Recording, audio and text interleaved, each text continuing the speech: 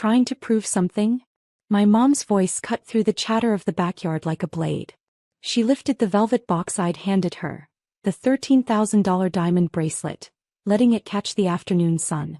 Then she smirked, loud enough for the whole family to hear. "You're still my disappointment." A few people laughed. Someone coughed. The ribs on the grill sizzled like they were reacting to her words too. And for a moment, just a moment, I let the sting burn through me. The familiar ache. The same one she's sharpened since I was old enough to understand what not good enough meant. But today I didn't let it show. I took a slow breath, let the chatter return, and then I smiled. "Actually," I said softly, "you're right." Her smirk faltered, barely, but I saw it. Before anyone could blink, I reached forward, took the box from her hand, snapped it shut, and slid it back into my bag. Her face froze. Aunt Valerie gasped. One of my cousins muttered, "Oh hell." From behind the grill, my dad erupted. "Don't you dare walk away." But I did. I turned, stepped off the patio, and walked across the lawn as calm as a ghost. Their voices tangled behind me, anger, disbelief, someone saying, "She didn't just do that." But I didn't stop. Not once. "Hi everyone. My name is Avery Clark, and I learned a long time ago that silence can be louder than any scream. Especially when you're walking away from people who taught you how to swallow pain." By the time I reached my car, the sky had dipped into that soft gold before sunset. The kind that looks peaceful, even when everything inside you is shaking. I slid into the driver's seat, closed the door, and for the first time in years, maybe ever, I let myself breathe without their voices pressing against my ribs. But I wasn't shaking because of what I took back. I was shaking because of what else they didn't know I'd taken. Something worth more than a bracelet. Something that didn't glitter, but burned. Something they never thought I'd claim. And as I drove away from their perfect little barbecue, one quiet thought settled into my chest. They're going to find out. And when they do, everything will change. I didn't sleep much that night. Not because of guilt, I'd buried that emotion years ago. But because the house felt too quiet. Too still. Like the silence was waiting for something. And it was. At 6:12 a.m. my phone lit up for the first time. 14 missed calls. Dad 9 missed calls. Unknown 3 missed calls. Group chat, family barbecue sparkles, 47 messages. I stared at the screen, blinking at the numbers. They weren't panicking over the bracelet. Not like this. No, something else had cracked open overnight. And I knew exactly what it was. Because the bracelet? That was just the part they saw me take. I tucked my knees to my chest, letting the early morning light spill across my room as the messages kept coming. Where did you put it? Answer me right now. This isn't funny, Avery. Dad. You crossed a line. Pick up the phone. Avery, this is serious. For the first time in years. They weren't mocking me. They weren't laughing. They weren't rolling their eyes. They were afraid. And that fear told me everything I needed to know. They'd already checked. The drawer. The file cabinet. All the places they thought I didn't know about. My heart thumped once, heavy and controlled, as I whispered to myself. So, now you care. The last message buzzed in. You had no right to take that. It doesn't belong to you. But it did. Oh, it did. Every part of it. I slid the blinds open just enough to watch the quiet street outside. Today was the day the truth would start unraveling. Thread by thread. And they had no idea who they'd taught me to become. By 6:40 a.m. the knocking started. Not polite. Not hesitant. The kind that shakes the doorframe. I didn't move. I just stood at the top of the stairs, listening. Avery. Open this door right now. My dad's voice, louder than the knocks, shaking with a panic I'd never heard from him before. Mom's voice followed, sharp and frantic. Avery, this isn't a joke. You give it back. Do you hear me? You give it back. Not please. Not can we talk. Just demands, always demands. I walked down each step slowly, letting their voices echo. The sun was barely up, but they looked like they'd been awake all night. Good. When I opened the door, I didn't greet them. I just leaned against the frame and said quietly, "Morning." Mom pushed forward like she expected me to step aside. I didn't. Her eyes were wild, rimmed red, hair frizzed from stress. Where is it? I tilted my head. Which thing? He actually shook. You know exactly what I'm talking about. The envelope wasn't yours to touch. Dad added, those documents belong to us. You had no right to take them. None. Documents. There was. Not jewelry. Not gifts. The envelope. The one I'd pulled from the back of their safe. The one they forgot I knew the code to. The one with signatures, balances, property details, and a clause that had my name written in a place they'd never intended for me to see. I let a slow breath slip out. You mean the paperwork Grandpa left? The one you hid from me? Dad's jaw clenched so tight I heard his teeth grind. Mom's voice cracked. You give it back. Now. I stepped back just enough to let the morning light spill between us. No. Single word. Soft, steady, irreversible. Their faces drained. Because now they knew. I wasn't here to argue. I was here because I finally held the truth they tried to bury. Mom's breath hitched, the kind of sound someone makes when the ground shifts under them. Dad stepped forward like he could intimidate me into rewinding time. Avery, he said, voice low, trembling with anger he was trying to hide. You were never supposed to see that. I almost laughed. Not loudly, just a small, bitter exhale. I figured, I said. That's why you hid it behind the old tax files, right? Mom's eyes widened. She hadn't expected me to be calm. She hadn't expected me to know. You don't understand what that envelope is, she snapped. You don't know what you're doing. I met her gaze without blinking. Grandpa's will? The transfer of ownership? The accounts he left in my name? The cabin deed? Their silence was the loudest confirmation. Dad's face went pale. He wasn't in his right mind when he wrote that. We were going to fix it. Fix it. Meaning erase me again. Mom wrung her hands, something I'd never seen her do. This isn't fair to the family, Avery.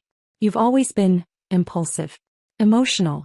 He didn't mean for you to manage something that big. There was the oldest wound. The softest punch they always delivered with a smile. You're not capable. I stepped out onto the porch, letting the door close behind me. Cool morning air brushed my skin, grounding me. Grandpa trusted me because he knew what you thought of me, I said quietly. He knew you'd cut me out if you could. Dad's nostrils flared. He didn't deny it. Mom's voice broke into a whisper. Please, Avery, don't do this. Don't keep the account. You don't know what it means. But I did. For the first time I truly did. It means, I said, eyes steady on hers, that I'm not your disappointment. I'm your consequence. Mom's lips parted, stunned, wounded, terrified. A single tremor ran through her. Because she finally realized something. The envelope didn't give me power. It revealed I'd always had it. Dad recovered first, or at least he tried to. His voice dropped into that controlled, righteous tone he always used when he thought he still owned the room. You think you can walk away with everything? Just because he signed a few papers. A few papers. That's what he called the will. The accounts. The cabin. The investments. The emergency fund. All of it. Mine legally and intentionally. Mom took a shaking breath. Avery, listen to me. You don't understand what those assets were meant for. They were meant for... For who? I asked. For my brother. For the golden child. For the people who told Grandpa I wouldn't know what to do with anything. Their silence hit harder than any insult. Dad's jaw twitched. He needs stability. You're different. Different. Not in a kind way. In the less than way. The way that had shaped every year of my life. I stepped down from the porch, closing the distance between us just enough that they could see I wasn't afraid. You two spent my whole childhood telling me to be grateful for scraps, I said softly. You didn't think I'd ever see proof of it in writing. Mom's eyes glistened, not with regret but with fear. Pure choking fear. Avery, if you keep those documents, people will ask questions, she whispered. They'll wonder what happened. They'll think the truth, I cut in. That you hid what wasn't yours.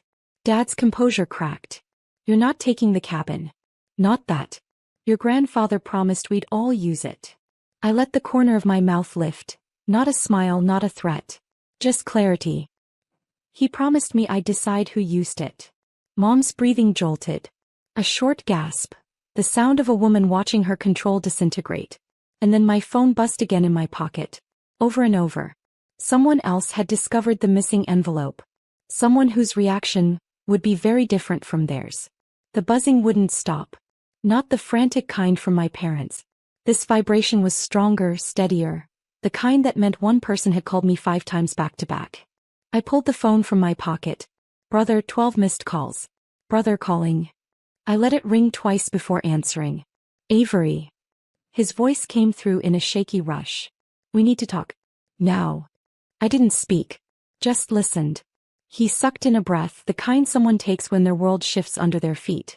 Mom and Dad just showed up at my place, he continued. They're losing it.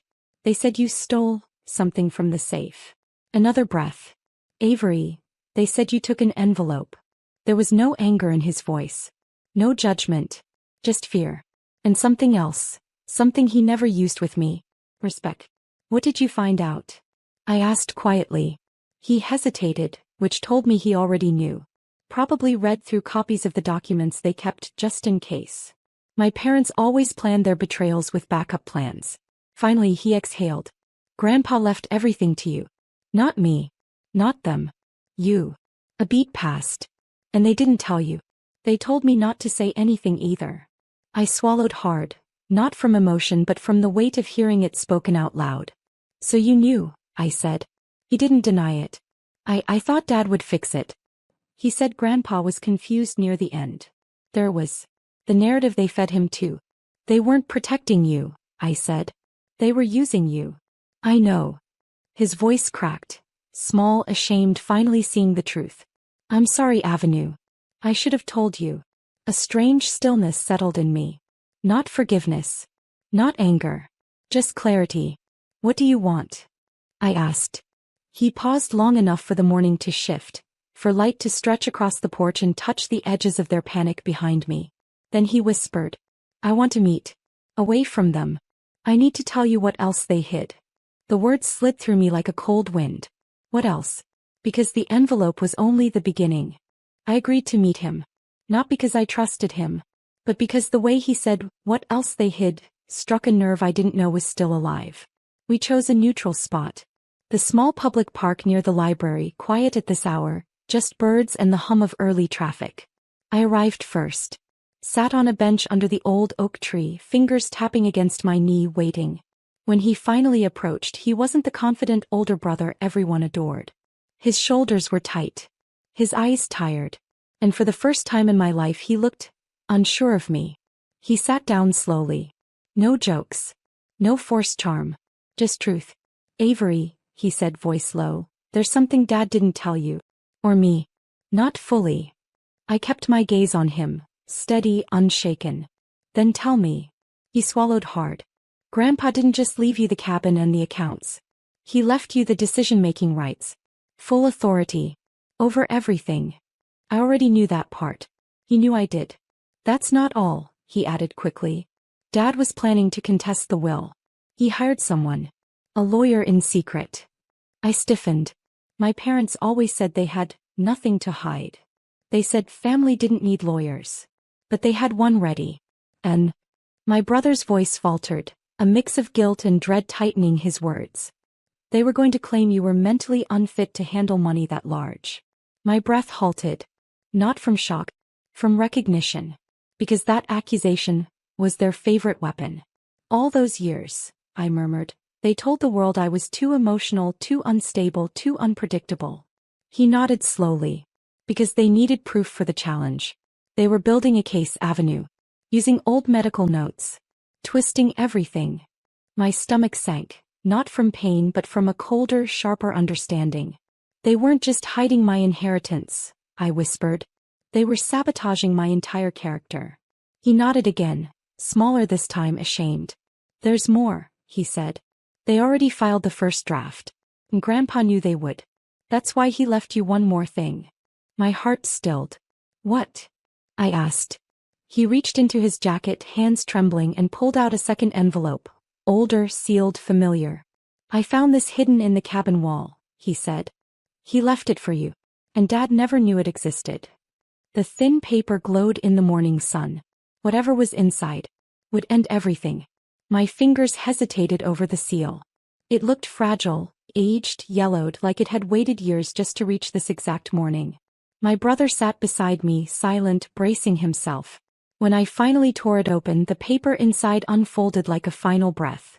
Grandpa's handwriting, steady, deliberate, stared back at me. Avery. If you're reading this, it means the truth found its way home. The words blurred for a moment, not from tears, but from the weight of being seen, truly seen, by the one person who never doubted me. I kept reading. I know how they treat you. I've watched them twist your light into something they can control. That ends now. My breath trembled. Beside me, my brother lowered his head, hands clasped between his knees as if bracing for a verdict. I left everything to you because you listen, you think, you feel. And those are strengths, not flaws. I trust your judgment more than their pride. I felt the words land deep, stitching wounds I'd carried for most of my life. But the last paragraph was the strike that closed every door behind us. If they try to contest the will, give this letter to the attorney I listed below. He has the recordings, the conversations, the statements, the proof of what they planned. Their challenge will destroy only them, not you. Recordings. Proof. Silence fell like a dropped curtain.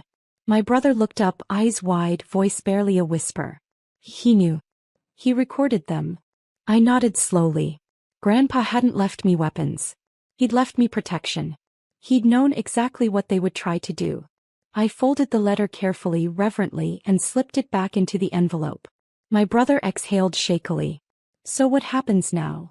I stood from the bench, letting the morning sun warm the coldest parts of me. Now, I said quietly. Now I stop letting them write my story. He watched me, uncertain, guilt-ridden, but finally understanding. And them, he asked. I gave a faint, calm smile. They wanted control. Now they'll face the truth they built themselves. A poetic kind of justice. Quiet, inevitable, earned. I walked toward my car, feeling the weight lift off my shoulders for the first time in years. Grandpa had believed in me. I finally believed him. This chapter was closed.